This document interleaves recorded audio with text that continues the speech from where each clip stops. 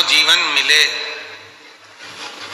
और उस मानव जीवन में अगर भगवान की भक्ति मिल जाए और उस भक्ति के बल पर दुनिया का सारा सुख प्राप्त हो सकता। बस याद रखना कि एक अपनी जिह्वा और एक अपनी निगाह, ये दोनों कभी फिसलना नहीं चाहिए। कोई आपको गाली दे रहा है, अपशब्द कह रहा है और आपने पलट कर उसको गाली दे दी, अपशब्द कह दिया, तो ये श्रेष्ठ नहीं हो गई। उसकी जीवान फिसल गई, तो क्या हम हमारी जीवान भी फिसले? ये श्रेष्ठ नहीं है।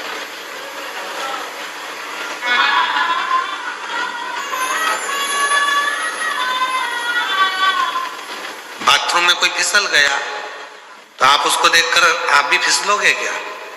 अरे बोलो तो जम के। कोई रोड पे चलते चलते फिसल गया तो क्या उसको देखकर आप फिसलोगे? संभलोगे। ये फिसल गया पर मैं ना फिसलूं, मैं संभल कर चलूं, मैं ना फिसलूं, क्योंकि अगर मैं फिसला तो ये इसको लगी है, मुझे भी लग जाएगी, इसलिए थोड़ा संभल। परिवार में, घर में पत्नी अपशब्द कहती है, ताना देती है, या पति आड़ा टेढ़ा बोलता है, या सास अपशब्द कहती है, ससुर अपशब्द कह देता है, देवर जेठ कोई अपशब्द कह देता है, तो क्या हम उनकी जीवान फिसली तो क्या अपन भी फिसल जाए? उन्होंने अपशब्द कह दिया तो क्या अपन भी अपशब्द कह दे? उन्होंने ताना दे दिया तो क्या अपन भी ताना दे दे? नहीं। सुंदर संवाद है शिव महापुराण का, बहुत सुंदर संवाद।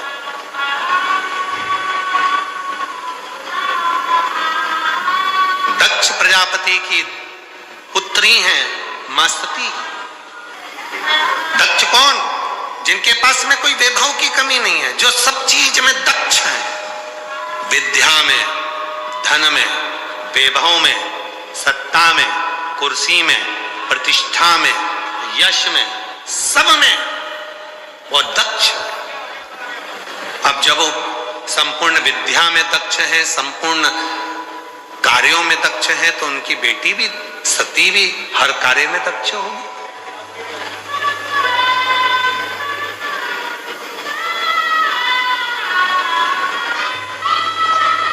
दक्ष प्रजापति को लोग सम्मान देते थे, सत्कार करते थे, देवता उनका आदर करते थे, क्योंकि उनके अंदर विद्वत्ता थी।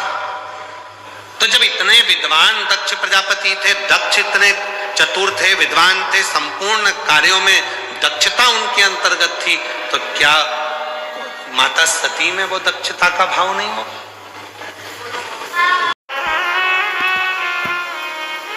पर लंका के रावण की उस नगरी में रहने वाले जितने राक्षस हैं, जितने असुर हैं, वो सब पाप कर रहे हैं, और पाप करने के बाद भी भगवान राम अयोध्या से पैदल चलकर लंका तक जा रहे हैं। तो जरा सोचने वाला विषय है कि वो पुण्य कौन सा है?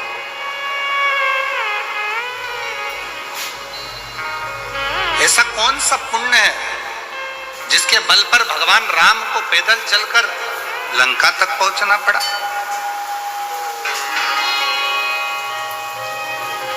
ऐसा कौन सा पुण्य है जिसके बल पर भगवान राम को पैदल चलकर रावण की लंका तक पहुंचकर उन राक्षसों का संहार कर उनको मोक्ष देना पड़ा? विचार करना। आप और हम सारे तीर्थ में क्यों जाते हैं? कि हमको मोक्ष मिल जाए।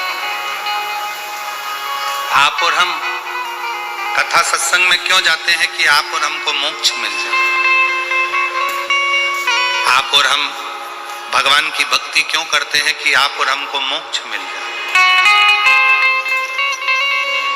पूरी दुनिया में घूमते रहते हैं केवल मोक्ष को पाने के लिए, और तो भी मोक्ष हमारे करीब में नहीं आ पाता, तो भी मोक्ष हमारे पास नहीं आ पाता।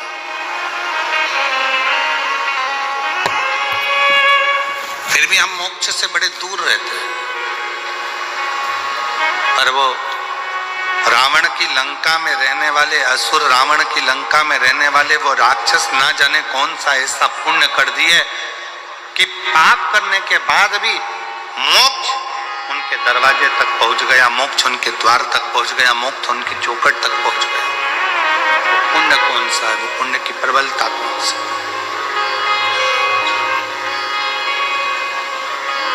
कौन सा पुण्य है? जब राम जी पैदल चलते चलते अयोध्या से लंका के दरवाजे तक पहुंचे,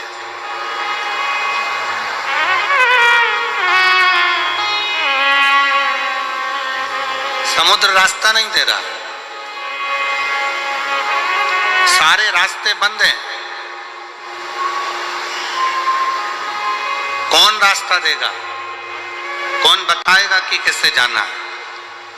शिव महापुराण की कथा कहती है जब दुनिया के सारे रास्ते बंद होते हैं, कोई रास्ता आपको सूझता नहीं है, किसी रास्ते का पता आपको मालूम नहीं रहता, बहुत सारी जगत की उलझनों में आप जब घिरे रहते हैं, संपूर्ण उलझनों में जब आप फंसे रहते हैं, तब जैसे राम जी कोई रास्ता नजर नहीं आया तो राम जी ने बालू रेत का शिवलिंग बनाकर उसका पूजन करा तो उनको रास्ता मिल गया कि नल नील पत्थर फेंकेंगे तो पत्थर भी तैरेंगे। उनको रास्ता मिल गया कि अब मुझे सेतु बनाकर पार उतरना है। उसी तरह जब आपकी जिंदगी में भी बहुत सारी उलझनें चल रही हों, बहुत सारा कष्ट चल रहा हो, बहुत सारी समस्याएं चल रही हो, तब एक काम करना, शंकर के मंदिर में जाकर एक लोटा जल चढ़ाना प्रारंभ करना, रास्ता खुलना, रास्ता खुलने लगा।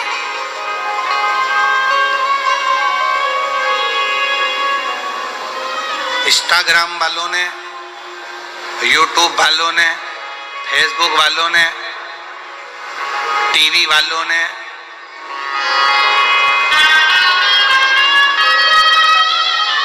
जितना फेसबुक है, जितना टीवी है, जितना इंस्टाग्राम है, जितनी सोशल मीडिया है, इन्होंने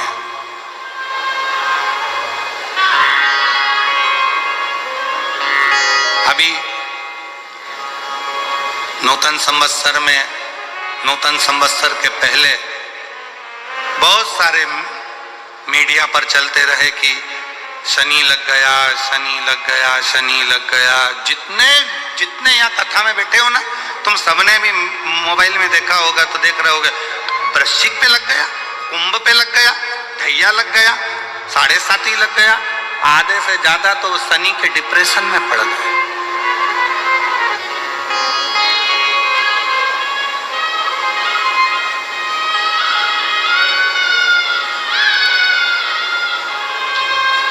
अरे भाई, शिव महापुराण की कथा को उठाकर देखिए,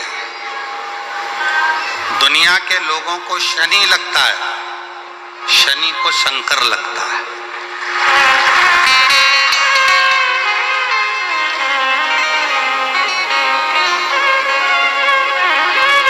यदि आप भगवान शंकर के मंदिर में जाकर एक लोटा जल चढ़ा रहे हो, आप भगवान शिव के मंदिर में जाकर अर्चना कर रहे हो, आराधना कर रहे हो, निवेदन कर रहे हो, एक बेलपत्र शिव की उठाकर धोकर वापिस शंकर को समर्पित कर रहे हो, शंकर भगवान का पंचाक्षर मंत्र नमः शिवाय जप रहे हो, शंकर भगवान का षडाक्षर मंत्र ओम नमः शिवाय जप रहे हो, या श्री शिवाय नमस्तुभ्यम का जाप कर रहे हो, तो ये निश्चित मानकर रखो कि आपके पीछे शनि नहीं पड़ेगा, आपके पीछे शंकर जरूर पड़ेगा। और शंकर जब हमारे पीछे पड़ेगा तो हमारा उद्धार अपने आप होगा। शिव शिव है,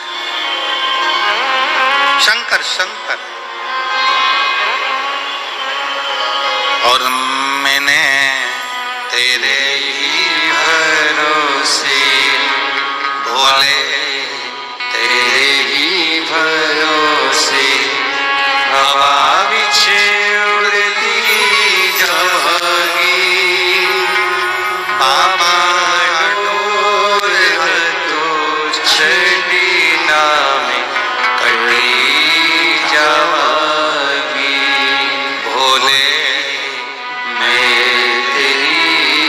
पतंग शंभो मैं तेरी पतंग हवा विच उड़ती जावागी बाबा डोर तो छड़ी ना मैं कटी जावागी भोले मैं तेरी पतंग शंभो मैं तेरी पतंग। अभी सोशल मीडिया पर इस पे शनि लग गया, ढैया लग गया, 7.5 लग गया। कितने लोग बैठे हैं जो शंकर जी के मंदिर में 1 लोटा जल चढ़ाते हैं? जरा हाथ उठाओ, उठाओ हाथ। सब जाते हो? रखो रखो। तुम्हारी पड़ोसन भी जाती है? जम के बोलो जरा, पड़ोसन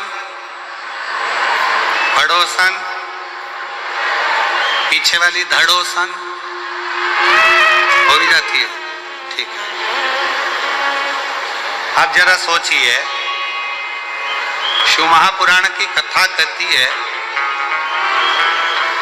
विचार करना जरा, बहुत अच्छे से समझना हो।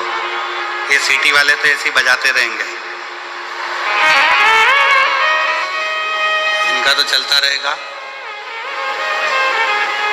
आप लोगों का ध्यान बड़ा केंद्रित रखिए शिव पुराण की ओर। ये लोग तो सब चिल्लाते रहेंगे और कथा चलती रहेगी। इतनी दूर से जो लेने आए हो ना, वो बड़े प्रेम से ले। शिव पुराण की कथा कहती है, शंकर भगवान का चरित्र कथा है, शिव महापुराण की कथा कहती है, किसी गांव में अगर एक व्यक्ति भी शंकर भगवान को 1 लोटा जल चढ़ा रहा है तो उस गांव के अंदर शनि की कुदृष्टि नहीं पड़ती है। तो तुम्हारी तो अड़ोसन पड़ोसन और धड़ोसन भी शंकर को जल चढ़ा रहे हैं।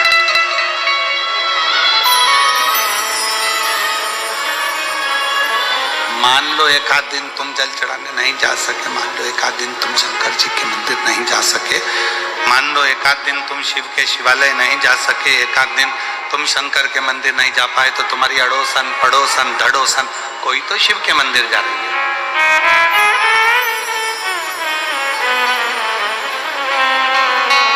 रावण की लंका में दुनिया का ऐसा कोई क्राइम नहीं था जो रावण की लंका में वहां के असुर, वहां के राक्षस नहीं करते, क्योंकि राक्षस प्रवृत्ति है, करते, असुर प्रवृत्ति है, करते।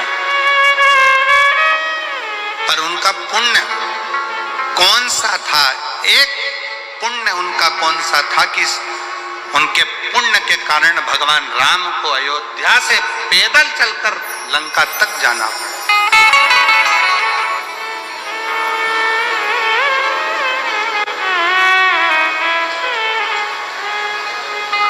कौन सा पुण्य? तब भगवान राम जी ने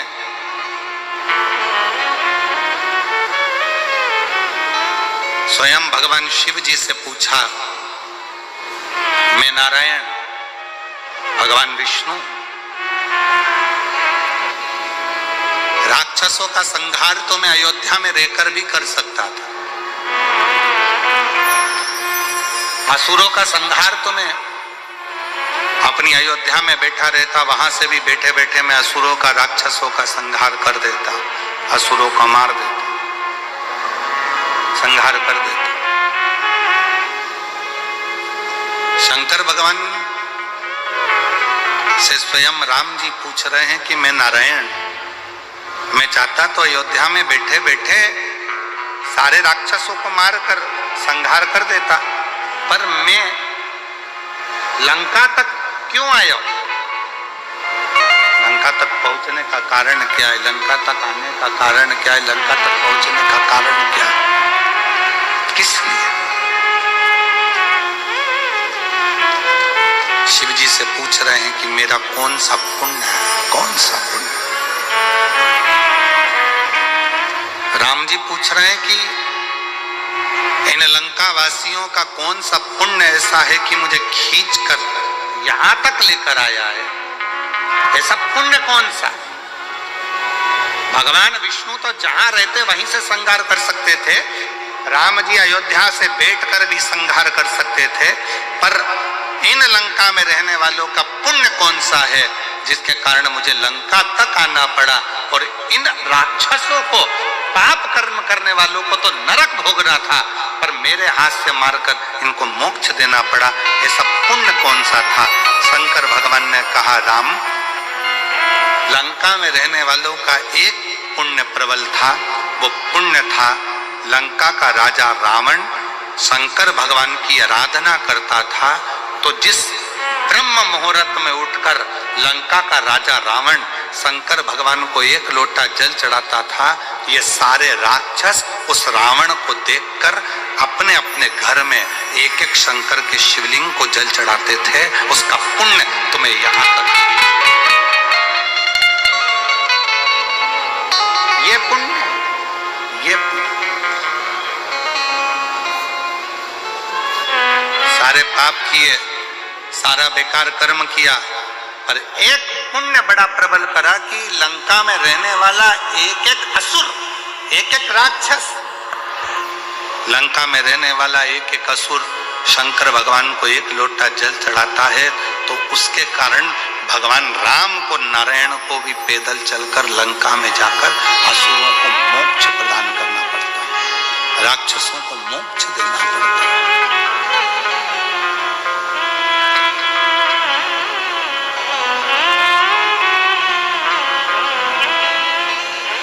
भगवान राम, भगवान शिव, भगवान कृष्ण, भगवान दत्त, स्वामी समर्थ, भगवान नारायण, संत तुकाराम, संत नामदेव अपने गांवों में, अपने नगर में, अपने क्षेत्र में, यदि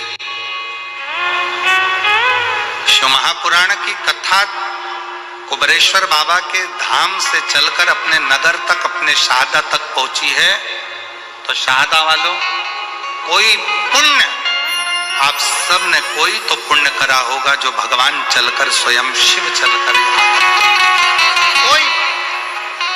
कोई दूसरा नहीं है, आपका खुद का करा हुआ, स्वयं का।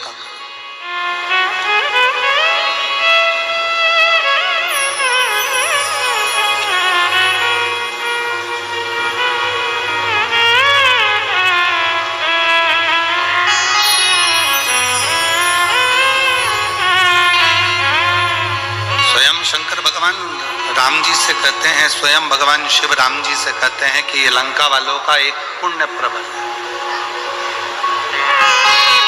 ये लंका वालों का एक पुण्य प्रबल है कि वो शिव की आराधना में लीन रहते हैं, शंकर की आराधना में, भले पाप कर्म करते हो, पाप कर्म में लिप्त रहते हो, पाप कर्म में डूबे रहते हो, पाप कर्म करते रहते हो, परंतु उनका एक पुण्य प्रबल है शंकर को एक लोटा जल चढ़ाना।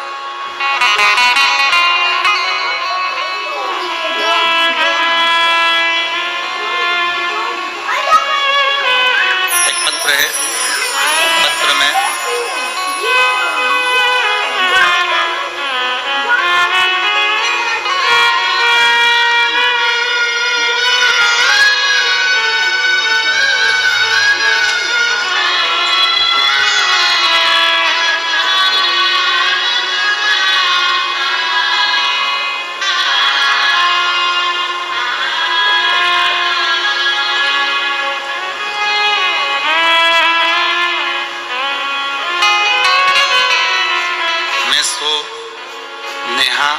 सचिन कुलकर्णी, मथुरा नगर,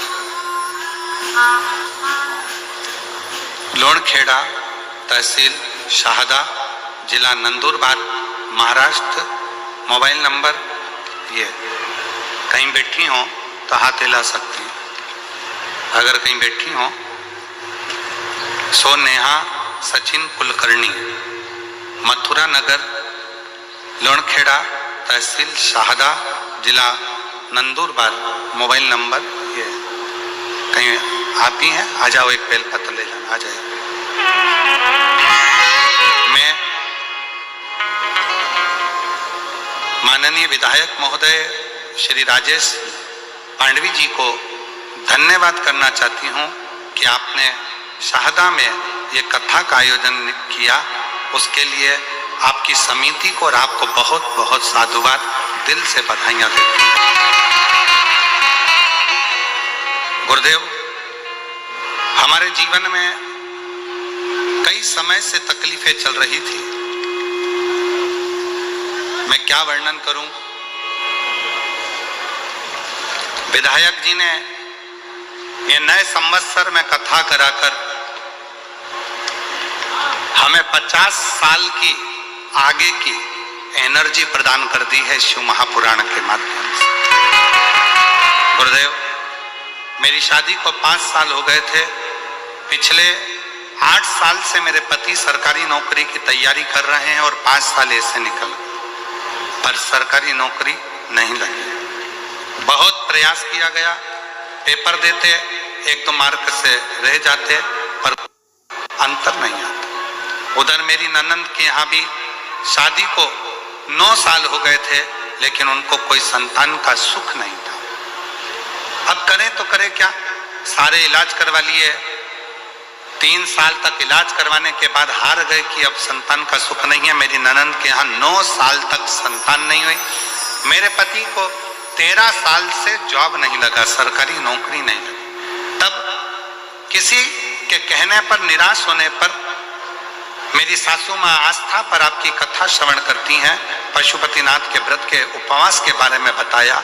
तब मैंने आपका पत्र श्रवण किया और कथा में मन लगाकर कथा सुनी टीवी के सामने, और बाबा से प्रार्थना करी, यदि मेरी ननंद के यहाँ 9 साल हो गए हैं, संतान हो जाए और मेरे पति का जॉब लग जाए, सरकारी नौकरी लग जाए, तो मैं मानूं कि शिव महापुराण कुछ है।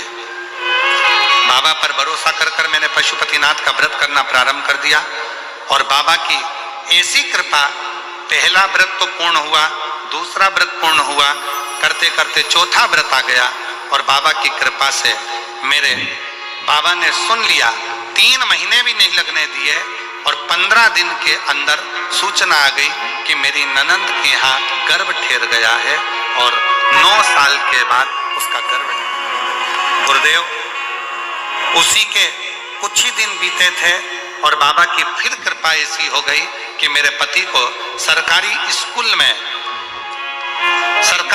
में नौकरी मिल गई। मैं बाबा को यहाँ धन्यवाद देने के लिए आया, मैं शिव को प्रणाम करने के लिए। आज बाबा की कृपा से मेरी ननंद के यहाँ भी संतान हो गई और मेरे पति को सरकारी नौकरी मिल गई। इसलिए मैं बाबा को यहाँ नमन करने आया। शिव तत्व किसको कहते? शंकर भगवान की अविरल भक्ति किसको कहते हैं?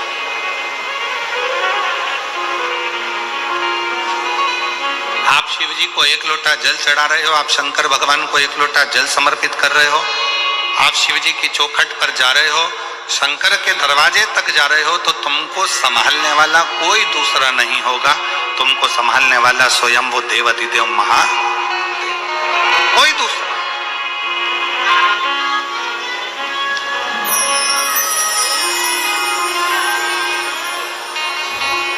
शिव कथा कर रही, भगवान शंकर का संवाद कर रहा। शंकर भगवान स्वयं राम जी से कह रहे हैं कि मैं मानता हूं कि लंका में रहने वाले असुर पाप में लिप्त हैं, लंका में रहने वाले असुर राक्षस पाप कर्म में लगे हुए हैं, पर मैं ये मानता हूं कि उन्होंने एक पुण्य बड़ा प्रबल किया है कि शिवालय में जाकर शंकर को 1 लोटा जल समर्पित करना प्रारंभ रखा। शिवालय में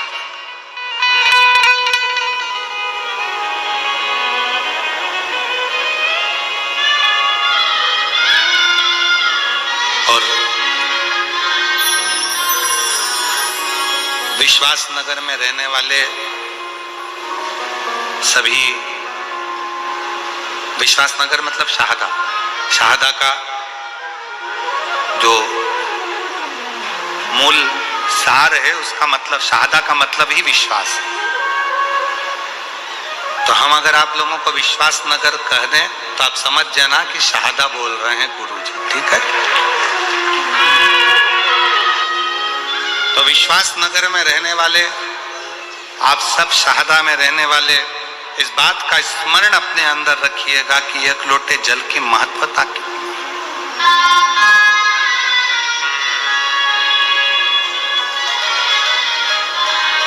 एक लोटे जल का पूर्ण भरोसा कितना है, एक लोटे जल की महत्वता कितनी है।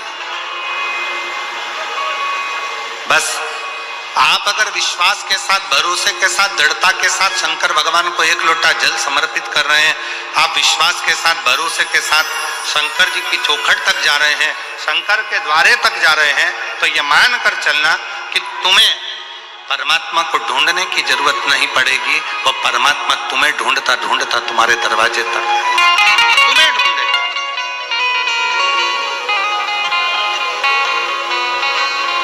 और मेरे भोले तेरा सहारा है,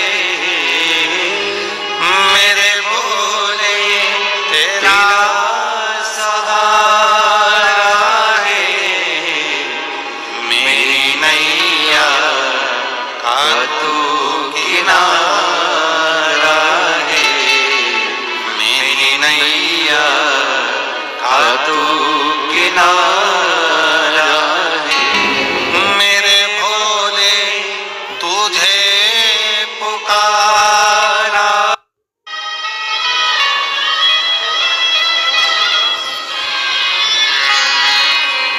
हमने पहले कथा में एक बात कही थी, आज फिर कह रहे हैं, पहले भी कथा में कही, पहले भी बोले, आज फिर कहते हैं।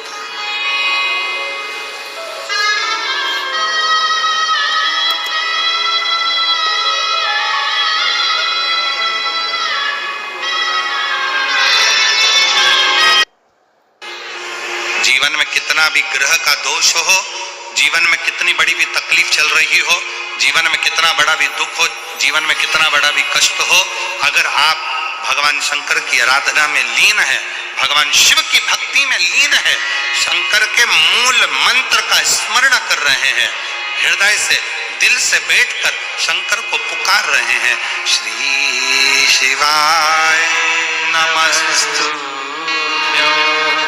श्री शिवाय नमस्तुभ्यं, श्री शिवाय।